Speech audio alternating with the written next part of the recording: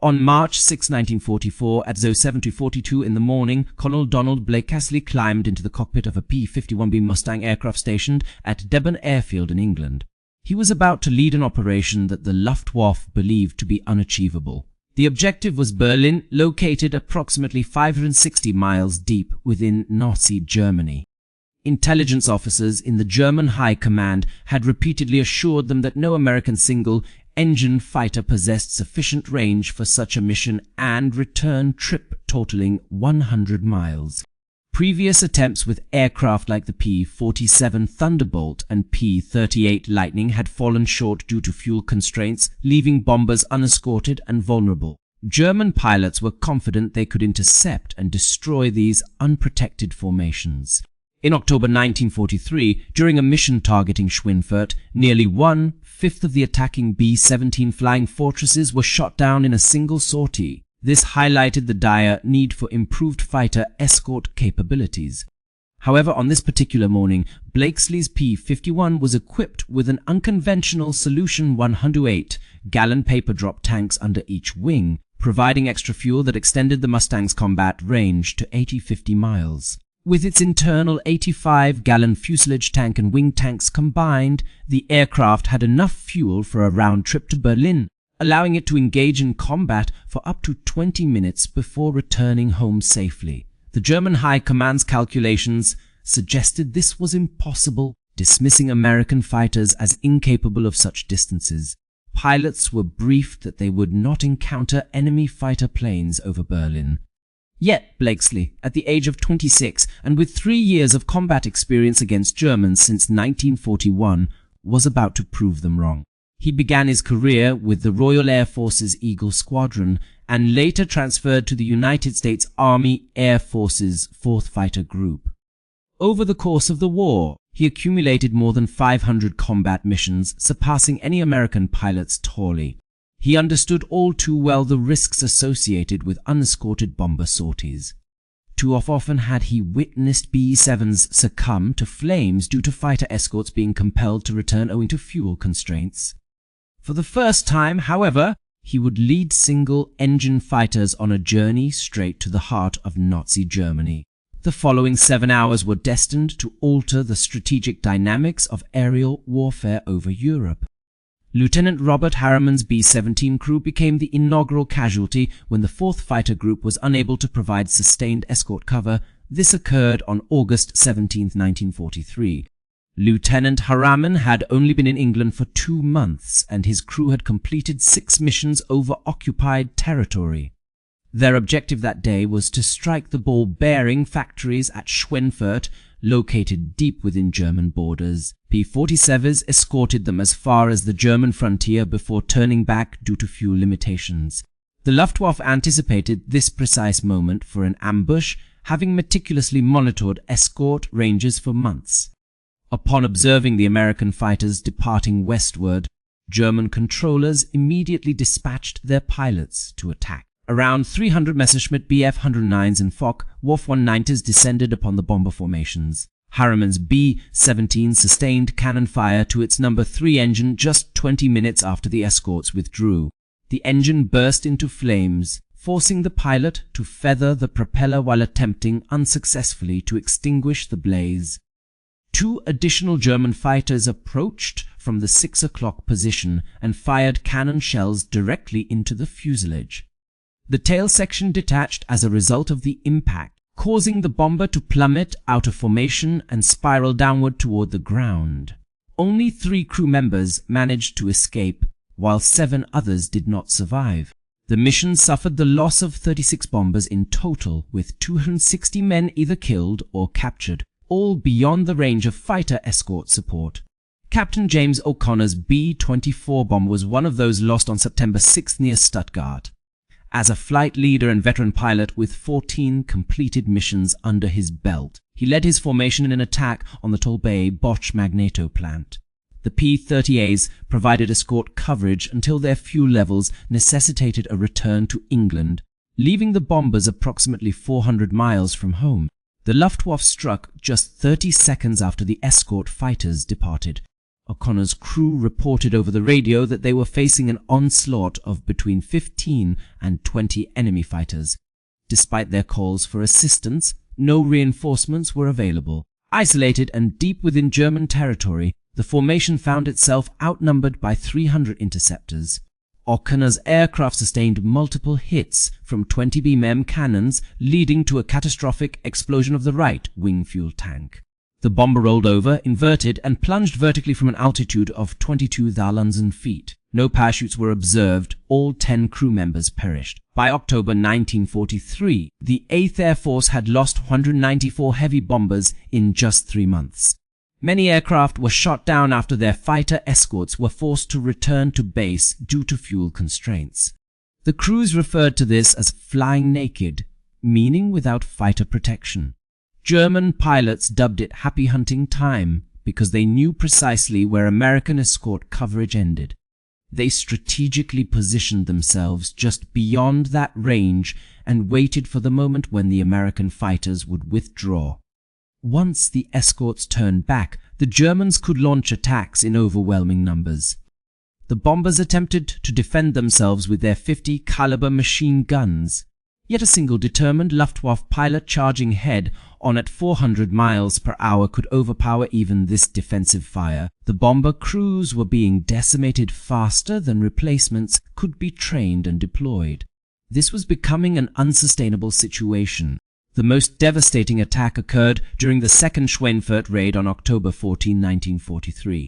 A total of 320 heavy bombers targeted the ball-bearing factories that day. Of these, 60 were shot down, resulting in over 600 casualties or captured personnel within a single day. Additionally, 17 aircraft sustained irreparable damage and another 100 required extensive repairs.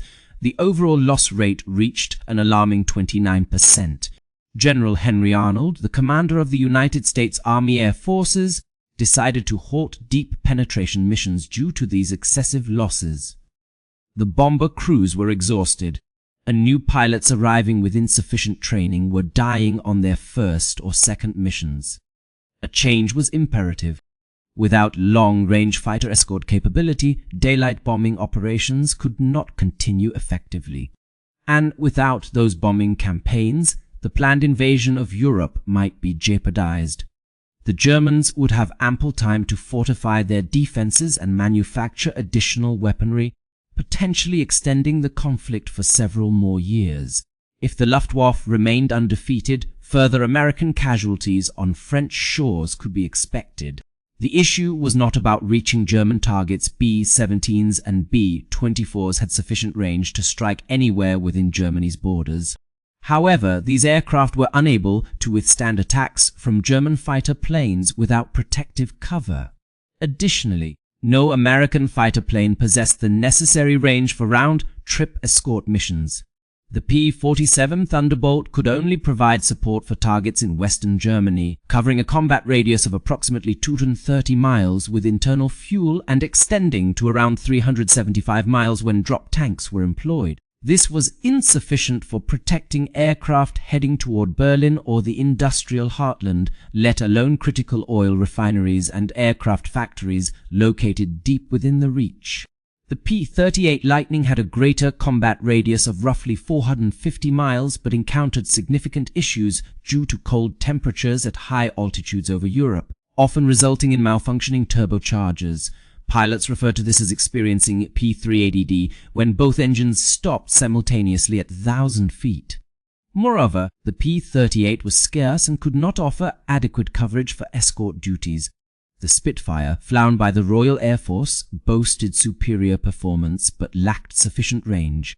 Even with drop tanks, it struggled to reach Paris. The bomber crews faced these challenges daily, knowing they would be exposed to enemy attacks during significant portions of the missions when American fighters had to turn back.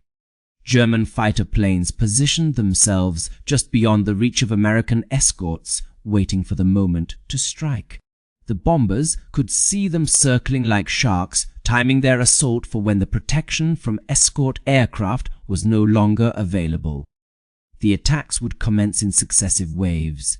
German fighter pilots would dive through the bomber formations, unleashing their 20 mm and 30 mm cannons to tear apart the vulnerable aircraft, often leading to fatal consequences for the crews inside. Despite being able to withstand significant damage, a bomber could still be brought down with enough hits.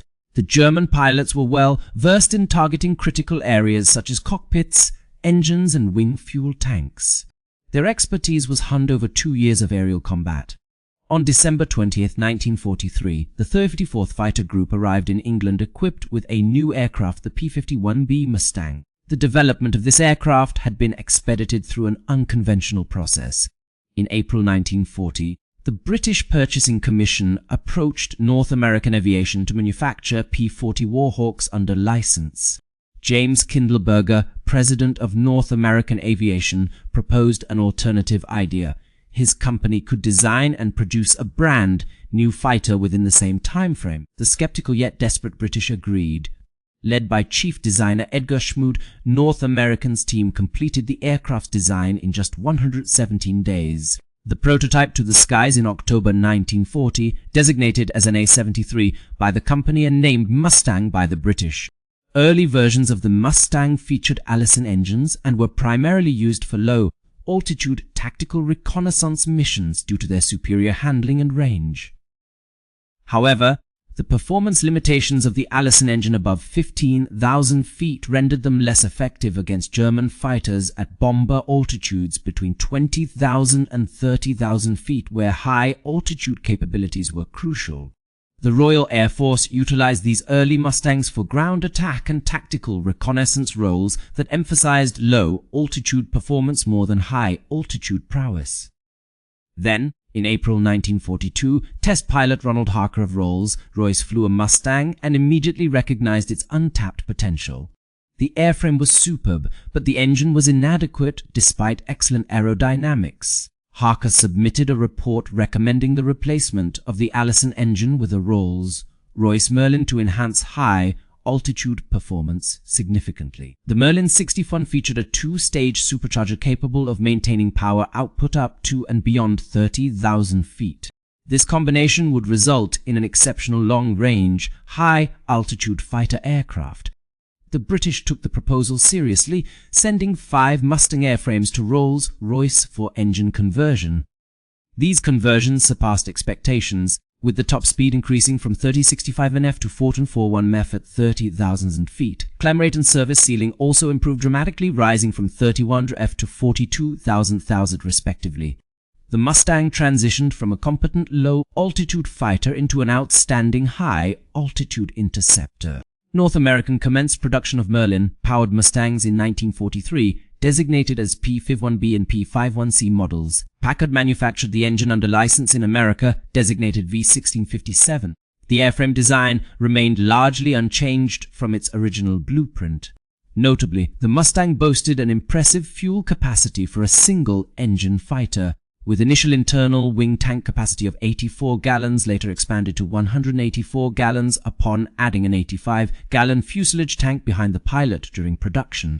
With 2 additional 108-gallon drop tanks, total fuel capacity reached 400 gallons. The P-51B could achieve a speed of 437 to 25,000 feet and ascend to 30,000 feet in less than 8 minutes. It was capable of performing sharp turns like a Bf-109 and steep dives similar to those of a FRO-1190.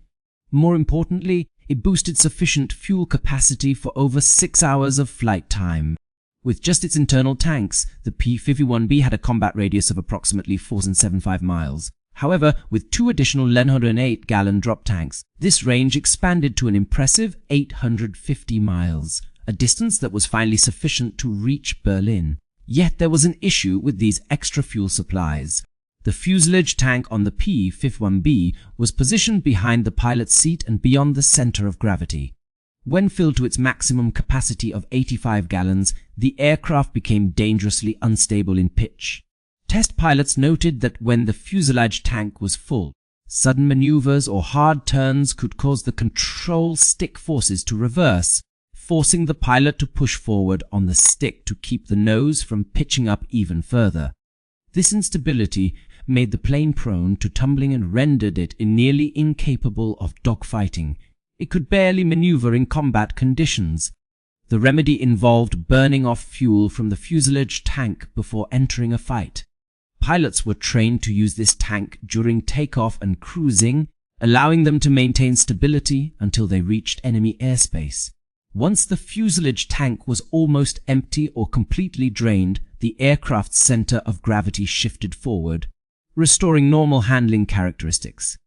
However, such careful fuel management was required, with pilots constantly monitoring their fuel levels, switching between tanks at precise moments, calculating range and time to target, and estimating the fuel needed for the return trip. Any mistake could result in running out of fuel over Germany. The 354th Fighter conducted its first escort mission with the P-51 on December 5, 1943. They protected bombers flying to Arras on that day, then escorted them to Emden on December 11, and finally to Kiel on December 13. The mission to Kiel extended their reach into Germany for a distance of 480 miles, marking the deepest penetration by American single-engine fighters up until that point. The Luftwaffe reacted by dispatching more than 200 fighter planes to intercept the incoming forces. In this engagement, the 3054th managed to shoot down 8 German aircraft without losing any of their own P-51 Mustangs. This demonstrated that the P-51 was capable of flying deep into Germany, engaging in combat and returning safely to base. Major General James Doolittle, who had recently assumed command of the 8th Air Force in January 1944, recognized the aircraft's potential right away. He understood that he urgently needed more P-50 for his forces. The success of the strategic bombing campaign hinged on neutralizing the German fighter force, which could only be achieved by drawing them into combat where American fighters could eliminate them effectively. To accomplish this, they had to target deep-seated locations within Germany, such as Berlin, that required strong defensive measures from the Germans. However, such operations necessitated long-range aircraft like the P-51 Mustangs. Doolittle began transitioning fighter groups from P-47 Thunderbolts to P-51 Mustangs as soon as more planes became available. The 4th Fighter Group was next in line for this change. Colonel Donald Blakesley, who had been seconded to the 1354th in December to assist with their transition to combat operations, returned to command of the 4th Fighter Group in January and strongly advocated for equipping his unit with Mustangs. Major General William Kiptainer, commanding officer of the 8th Fighter Command, was initially hesitant about these changes. Switching a fighter squadron to a different aircraft model typically entailed grounding the entire unit for several weeks as both pilots and ground crews adapted to the new equipment. However, Keeper couldn't risk losing an entire fighter group during the crucial lead up to the invasion of France. Blakesley proposed a bold solution. If given P-51s, he could have his 4th Fighter Group ready within 24 hours. Captain dismissed this as impossible, noting that Blakesley's pilots had been flying P-47s for over a year and had no familiarity with the P-51 or its Merlin engine. Yet, Blakesley argued that his pilots had extensive experience flying Spitfires in the Royal Air Force prior to joining the ETH, making them well acquainted with the British systems and Merlin engines. Additionally, his mechanics had years of experience maintaining such engines.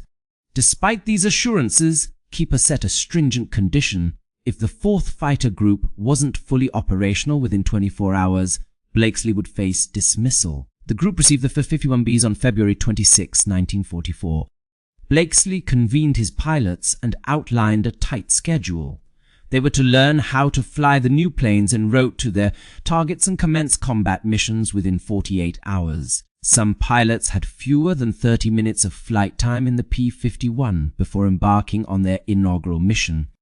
Meanwhile, the mechanics worked tirelessly through the night, studying the aircraft systems, conducting checks, loading ammunition, and fitting drop tanks.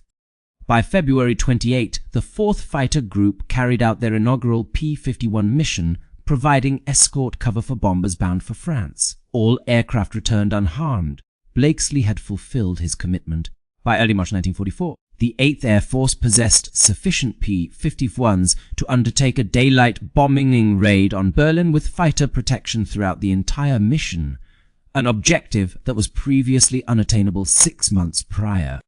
The operation received official approval. It was initially scheduled for March 3rd, but was postponed due to unfavorable weather conditions. A second attempt was made on March 4th when the forecast indicated acceptable, albeit marginal, conditions. Over 600 bombers and more than 650 fighters, including the 4th Fighter Group's P-51s, took part in this historic event. This marked the first large-scale American assault on Berlin. Blakesley led his contingent of 48 Mustangs for the mission, with a briefing at 5:300 a.m. The planned route ran northeast across the North Sea, through the Netherlands and northern Germany, directly toward Berlin. Bombers were tasked to target industrial areas within the city. Fighters would ensure continuous escort from takeoff until landing, guaranteeing no bomber flew without cover. Cloud coverage was predicted to be scattered over the target area with visibility ranging between 3 and 5 miles. The Luftwaffe was anticipated to mount a significant defense with their full fighter force. Intelligence predicted that around 300 to 400 German fighters would be in the air. While American fighter planes would face numerical inferiority, they would benefit from having higher ground and better positioning. The bombers were set to conduct their bombing runs at an altitude between 24,000 and 26,000 feet. Meanwhile, the fighter escorts would maintain a protective cover at 30,000 feet, strategically placing themselves between the sun and the bombers, thereby obliging any approaching enemy fighters to ascend through the defensive screen. Fuel conservation was paramount. Pilots were directed to deplete their fuselage tanks to less than 40 gallons prior to entering German airspace. Once drop tanks became empty or combat neared, they would be discarded. Each pilot bore the responsibility of tracking his own fuel levels and determining the necessary amount for returning home safely. There would be no exceptions, however.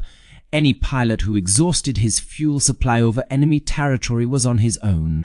The nearest Allied ground was in the Netherlands, more than 200 miles away from Berlin. A P-51 could glide approximately 30 miles without engine power.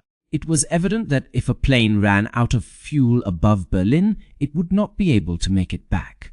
The 4th Fighter Squadron took off at 7:42 a.m. with 48 Mustangs equipped with 208-gallon drop tanks, full ammunition, and sufficient fuel for reaching Berlin and engaging in combat. The aircraft were heavily laden. Taking off at maximum weight required precise control. Excessive throttle could cause the plane to veer off the runway due to torque, while insufficient throttle might result in the aircraft failing to achieve lift before the end of the runway was reached. Blakesley's Mustang finally became airborne after consuming 3/4 of the runway length. He ascended to an altitude of 1,000 feet, completed a circuit, and observed his 3 squadrons aligning themselves behind him. The formation consisted of 48 aircraft flying in tight clusters, with silver P-51 Mustangs contrasting against the overcast sky of England. They proceeded toward the North Sea, their journey to Germany lasting approximately 2.5 hours. Ahead, the bombers were already en route in an extended column stretching over 70 miles, comprising more than 600 heavy bombers laden with thousands of tons of explosives destined for Berlin. At exactly 09:15, Blakesley's 4th Fighter Group rendezvoused Faust with their designated bomber formation above the Netherlands, adhering to the planned schedule. The fighters were positioned in a combat spread formation 5,000 feet above the bombers, constantly maneuvering to stay in formation while maintaining vigilance. The bombers maintained a steady flight path at a consistent altitude and speed, passing over undulating fields, rivers and small towns dotting the Dutch countryside below. Germany lay ahead, its border crossed at precisely 09:35. The first contrails became visible on the horizon, indicating high-altitude German fighters preparing to engage in combat. Blakesley estimated that there were at least 40 enemy aircraft, with more appearing continuously as they ascended from airbases scattered throughout northern Germany. It was evident that the Luftwaffe had committed every available fighter. Blakesley communicated these sightings over the radio: a bogies at 11 o'clock high, approximately 20 plus, bogies at 1 o'clock level, around 20 plus, and an estimated 50 or more bandits forming up ahead. His pilots confirmed their awareness of the developing situation. The Germans were amassing for a synchronized assault. At Zone 9058, the first German fighters swooped down upon the bombers. Blakesley shouted, "Here they come! Break left and engage!" The fourth fighter group pivoted to meet the incoming threat. Over the next 7 minutes, intense aerial combat ensued. Bf-19s and FW-90s attempted to breach the protective escort screen. P-51 pilots thwarted their efforts by outmaneuvering them and forcing the Germans to break off or face destruction. Blakesley engaged a Bf-9, but his guns malfunctioned after just 2 seconds. Despite this, he continued flying, positioning himself strategically so that his wingmen could attack enemy fighters. Squadron Commander Major James Goodson swiftly shot down 2 FW-90s in quick succession. Captain Don Gentile managed to hit and destroy an opposing Bf-9 from 200 yards away, watching it explode spectacularly across the sky. The air was filled with twisting aircraft, firing guns, exploding shells, and billowing smoke trails. Radio communications were constant. "Break right, bandit on your 6. Got him. 2 more at 3 o'clock. Watch out for the one below." Blakesley kept his squadron intact and maintained their position above the bombers, preventing the Germans from getting a clear shot at them. The German fighters attempted to bypass the escorts and reach the bombers, but were consistently blocked by the Mustangs. Eventually, due to low fuel and ammunition, the German fighters retreated and broke off the engagement. Despite this intense aerial combat, the 4th Fighter Group did not lose any of their own aircraft and confirmed 5 kills against enemy planes. Crucially, all the bombers in their assigned group successfully reached their target without incident. Over Berlin, the sky was filled with anti-aircraft fire from thousands of German guns firing upwards, creating a storm of exploding steel. The bombers maintained formation as they flew through this barrage, opening their bomb bay doors at 10,000 feet above ground. Below lay Berlin's grey buildings and winding streets along the Spree River. As the bombers dropped their payloads, thousands of bombs fell trailing smoke into the city below. From his vantage point at 30,000 feet, Blakesley observed the explosions spreading across the city center and watched as smoke billowed up from the burning capital. The bombers then turned westward for their return journey. Additional German fighters appeared, targeting any damaged or lagging bombers. The P-51 stayed close, providing continuous protection throughout Germany over the Netherlands until they reached the safety of the North Sea. The mission lasted 6 hours and 40 minutes from takeoff to landing. Blakesley landed at Debden with only 20 gallons of fuel remaining, barely enough for 10 more minutes of flight time. Every aircraft in the 4th Fighter Group returned intact, having escorted all their bombers without any being shot down by German fighters during the mission. None of the Americans were aware that Reich Marshal Hermann Göring, commander of the Luftwaffe and based in Berlin, was closely observing the situation from his headquarters. He noticed the contrails left by American fighter planes flying over the city. His intelligence officers had assured him it was impossible for American single-engine fighters to reach Berlin due to their limited range. Engineers who examined captured P-47s and P-30As concluded that neither aircraft could make such a journey. Fighter controllers had also reassured Göring that any American bomber raids beyond escort range would remain vulnerable. All these assessments were incorrect. When Göring saw P-51 Mustang fighters protecting the bombers over Berlin, he quickly grasped the implications. The strategic balance had dramatically shifted in favor of the Americans. They could now target any location within Germany with fighter cover. There was no place left for German defenses to retreat to. The Luftwaffe would have to engage in battles over their own cities, factories, and airfields. They were at a disadvantage due to stretched supply lines, insufficient fuel, inexperienced pilots, numerical inferiority, and outdated equipment. Göring later admitted that this moment marked the point when he realized Germany was destined to lose the aerial conflict. On March 6th, the Americans launched another attack on Berlin. This time, more than 800 bombers were supported by over 900 fighters. The 4th Fighter Group participated once again, with Blakesley leading them back towards the capital. By this point, however, the Luftwaffe was prepared.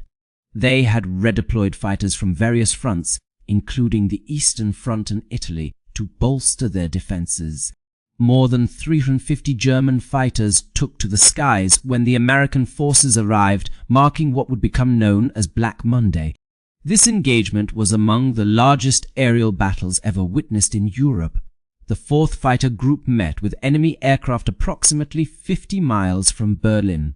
The Luftwaffe had altered its strategy by shifting focus away from directly assaulting the bombers and concentrating instead on neutralizing the American fighter escorts.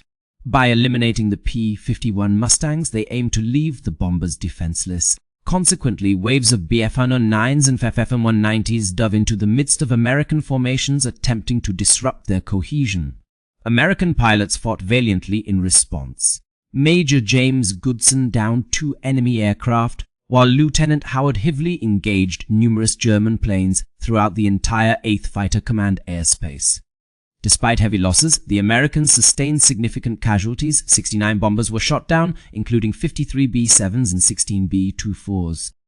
Additionally, 11 American fighters went down, with 4 from the 4th Fighter Group. According to German records, their own losses ranged between 66 and 81 aircraft, although wartime claims by Americans were higher due to overlapping kill reports. Despite these casualties, the mission was deemed a success as the bombers successfully reached their objectives, bombing Berlin once more. Perhaps most crucially, the presence of P-51s over Berlin was now unmistakable. The Germans could no longer dismiss it as a mere error or coincidence. Within a span of 3 days, American single-engine fighters had made 2 separate flights to Berlin. What once seemed impossible was now becoming routine. On March 8th, German fighter pilots grasped the strategic significance of this development. Exactly 2 days after Black Monday, the 4th Fighter Group arrived in Berlin for another mission. This time, their target was the Erkner Bor, bearing factory located in the southwestern outskirts of the city. During this operation, Captain Don Gentile and his wingman, Lieutenant John Godfrey, employed innovative aggressive tactics. Gentile managed to shoot down 3 Bf-9s during a single engagement, increasing his confirmed victories to around 14. Alongside Godfrey, they claimed 6 enemy aircraft that day, proving that P-51 fighters could not only escort bombers to Berlin but also outperform German fighters over the Nazi capital. Gentile would eventually be credited with 19.83 aerial victories and 6 ground kills, earning him a place among the war's top aces. Luftwaffe Major Gwent Roll, known for his 275 confirmed victories on the Eastern Front, flew his first Berlin mission during this period. At an altitude of 28,000 feet over the city, he encountered P-51s, which were hundreds of miles away from England. As a highly experienced pilot and recipient of the Knight's Cross with oak leaves and swords, Roll was well versed in aircraft performance, fuel consumption calculations, and what should be achievable. Upon seeing American fighters over Berlin, he immediately recognized that something fundamental had changed. After landing, he informed his squadron, "The Americans have cracked the range problem. They can escort their bombers anywhere now. We can no longer hide. We'll have to engage them at every target in Germany." Other German pilots echoed similar sentiments. Headman Johannes Steinhoff, another seasoned ace, encountered P-51s near Berlin on March 9th. He employed a common Luftwaffe strategy by diving through the protective screen of Allied fighters at high speed, disregarding the escort planes and aiming for the bombers. As he descended, P-51s matched his dive, engaging him at 15,000 feet, where they compelled him into a turning duel. Steinhoff piloted a Foch Wolf 190, which excelled at low altitudes, yet the Mustang dogfought alongside him, maintaining tight formation and repeatedly firing. Only by plunging towards ground level and accelerating to top speed did Steinhoff manage to escape. Upon landing, his aircraft bore numerous bullet holes in both rudder and elevator controls. He informed his mechanics that the P-51 had persisted throughout the engagement, consistently outmaneuvering him in turns and dives. "We can neither match their agility nor exceed them in speed," he confessed, adding, "Our range is also inferior to theirs." This revelation profoundly affected Luftwaffe pilots, who, for 3 years, had dominated airspace over Germany.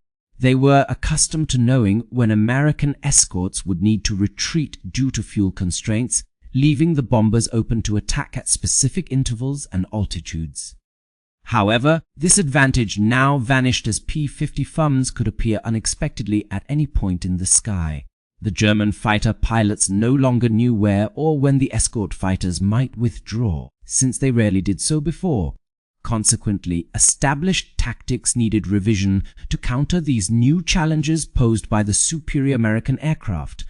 General Lieutenant Adolf Galland instructed his pilots to prioritize engaging enemy bombers and disregard fighters whenever feasible. Their primary objective was to prevent the bombing raids rather than securing a high kill ratio against adversary aircraft. However, executing this strategy proved extremely challenging. P-51 Mustangs positioned themselves strategically between German fighters and Allied bombers, forcing any attack on the latter to first contend with these formidable escorts. Engaging P-51s inevitably led to significant losses for the Germans due to the superior performance of the Mustang at altitude, its maneuverability comparable to that of the Foch Wolf 190, and its heavier armament compared to both German fighters. Additionally, there were countless P-51s available, giving the impression of an endless supply. With every mission, more P-51s appeared on the scene, exacerbating Germany's disadvantage in terms of numbers, range, and combat effectiveness. The Luftwaffe was clearly outmatched. To uncover how American aircraft achieved such extended ranges, German intelligence meticulously examined wreckage from downed P-51s for any evidence of modified fuel systems or enlarged tanks. They discovered drop tanks manufactured by Batterscott in Britain, each holding 108 gallons.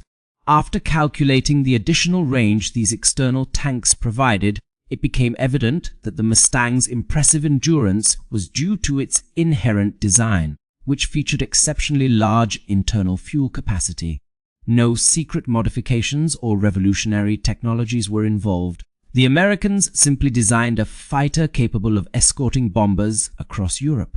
This revelation highlighted that Germany had overlooked the potential for designing long-range fighters with single-engine configurations, focusing instead on twin-engine designs like the Bf-1110 and Me-210. They believed a single-engine fighter lacked the capacity for long-range missions. This assumption proved incorrect. By late March 1944, the Luftwaffe had suffered the loss of more than 400 pilots, either killed or severely injured. The majority perished during engagements over German territory while combating escorted bomber formations. The P-51 Mustang compelled the Luftwaffe to engage in battles dictated by American forces, leading to unsustainable casualty rates. Newly arrived replacement pilots often had fewer than 200 hours of flight experience under their belts. Experienced aviators were being killed more rapidly than new recruits could be adequately trained and deployed. Fuel supplies dwindled as Allied bombers targeted synthetic fuel facilities throughout Germany. Although aircraft production remained robust, there was a critical shortage of qualified pilots to man these planes. General Adolf Galland informed Reichsmarschall Hermann Göring that the fighter corps was being decimated. He urgently requested additional aircraft, trained personnel, and fuel supplies alongside more time for proper training. However, Göring could offer no viable solutions. Hitler ordered the Luftwaffe to halt bombing missions, but did not provide any extra resources to accomplish this goal. The industrial infrastructure had been severely compromised, factories were under constant attack, synthetic oil plants were being obliterated, and transportation networks were disintegrating. Overhead, P-51s patrolled menacingly, engaging and eliminating any German fighter attempting intervention. The strategic consequences became evident by April 1944, with the 8th Air Force asserting air superiority over much of Germany. By April 1944, Bomber losses had decreased dramatically from 8% per mission in October 1943 to less than 2%. This significant reduction was largely due to P-51 Mustang, which provided continuous fighter escort. With this protection, bombers could reach any target during daylight hours with acceptable loss rates. Although the Luftwaffe managed to inflict casualties on Allied forces, they were unable to prevent raids entirely. Germany's war production faced systematic destruction, and the Luftwaffe struggled to counteract it effectively. In April 1944, the 8th Fighter Command initiated aggressive fighter sweeps ahead of bomber formations. P-51s took off early and attacked German airfields, strafing aircraft on the ground before they could intercept Allied bombers. This strategy proved highly effective, destroying dozens of German fighters at their bases. Operations during April and May saw 4th Fighter groups engaging in low-level strafing runs across Germany, targeting both aircraft on the ground and in the air. By May 1944, the Luftwaffe was losing more planes on the ground than in aerial combat. However, these missions were not without risk. German airfields were heavily fortified with anti-aircraft defenses, leading to frequent engagements where P-51s sustained damage. Several aircraft were shot down, resulting in casualties among their pilots. The exchange ratio heavily favored the Americans. For each P-51 that was lost, the Germans suffered the destruction of 10 or more planes on the ground, along with numerous trained pilots who perished in explosions during strafing runs. By June 1944, the Luftwaffe's day fighter force had been significantly diminished compared to its strength just a year prior. On D-Day, June 6th, when Allied troops landed in Normandy, the Luftwaffe could muster only around 100 sorties over the invasion beaches, while the Allies launched more than 14,000 air missions. Any German pilots attempting to confront the invading fleet were swiftly shot down by an overwhelming number of Allied fighters. The Luftwaffe had lost its dominance in Western Europe's airspace. The P-51 played a crucial role in this outcome. If the long-range escort capability provided by these aircraft hadn't been available, the strategic bombing campaign would likely have failed. Without such effective air support, achieving control over French skies would not have been possible. Consequently, the D-Day operation might have suffered catastrophic losses or even outright failure without aerial superiority. Post-war interrogations with Hermann Göring revealed his perspective on what had led to Germany's defeat in the air war. In official records from U.S. Army Air Force interrogations, Göring acknowledged that long-range fighters were the most decisive factor in determining the outcome of the conflict. He noted that deep penetration by bombers was only feasible when supported by extended fighter escort missions, a capability he admitted caught the Luftwaffe off guard. When Allied fighters first appeared over Berlin, Göring confessed to knowing full well that such developments would lead to Germany's ultimate defeat due to sustained strategic bombing campaigns and the Luftwaffe's inability to counteract them effectively. While mechanics who maintained P-51 aircraft often went unrecognized, their contribution was vital. Working 12-hour shifts 7 days a week ensured these planes remained operational, though their names rarely made it into history books. In the rain, they swapped out engines. Under frigid conditions, they tended to battle scars. At daybreak, ammunition was loaded so that missions could depart on schedule. Each aircraft demanded constant upkeep. Oil changes were required for the Merlin engine every 25 flight hours. Spark plugs frequently needed replacing due to fouling. Coolant system leaks had to be addressed and sealed. Ammunition belts for the 50 caliber machine guns, which held 800 rounds per plane, were manually loaded, with each round inspected before being added to the belt feeding into the wing-mounted weapons. Drop tanks needed installation, fuel lines connected, electrical systems tested, control surfaces checked for movement, tires examined for wear, and hydraulic lines inspected for leaks. The work was relentless. Maintenance shifts typically began at 4:00 a.m. in the darkness, where mechanics used flashlights to conduct pre-flight checks, started engines to look for oil leaks or unusual noises, tested magnetos and generators, verified fuel levels, and armed the guns. By 6:00 a.m., the aircraft had to be ready for the morning sortie. Any pilot report of an issue during startup gave mechanics mere minutes to diagnose and repair it, otherwise the mission would face delays. Delayed missions left bombers unscorted, resulting in increased crew fatalities. The mechanics understood these risks and worked swiftly and precisely, verifying each detail twice. Once the plane had departed, the maintenance crew began their clean-up routine, catalogued spare parts, and started preparing for the repairs that would be necessary upon the aircraft's return. Damage from combat was frequent. 20 mm cannon rounds would leave holes in the aluminum fuselage, while machine gun bullets would strike control surfaces, hydraulic lines, and fuel tanks. Some damage could be swiftly addressed. Aluminum sheets were riveted over punctures, control cables were replaced, and hydraulic lines were fixed. In cases of more severe damage, entire assemblies such as wings, tail sections, or engines had to be removed and either swapped with available spares or cannibalized from other aircraft deemed too damaged for repair. The mechanics developed exceptional skills in improvisation, adapting repairs using whatever materials they could find, ensuring that planes remained operational despite the odds. Crew chiefs collaborated in teams, each assigned to a particular plane and pilot. They took great pride in their role, understanding that mechanical issues could mean life or death for pilots over enemy territory. At Debden during 1944, ground crews labored relentlessly to maintain the aircraft of the 4th Fighter Group through countless combat missions. The extended range provided by the P-51 transformed the strategic landscape of aerial warfare. Prior to the arrival of this aircraft, unscorted bombers were unable to endure flights over Germany. With the Mustang's introduction, however, bombers could now reach any target in Europe during daylight hours with tolerable losses. This capability enabled the success of the combined bomber offensive, which facilitated the D-Day invasion. The P-51's range proved crucial for establishing air superiority, making victory all but certain. It demonstrated that having a long-distance capability was more significant than raw speed or agility, highlighting the value of reaching targets rather than merely outperforming adversaries in terms of performance metrics alone. The insights gleaned from these experiences had a profound impact on aircraft design for decades, making long-range capabilities a primary objective in the development process.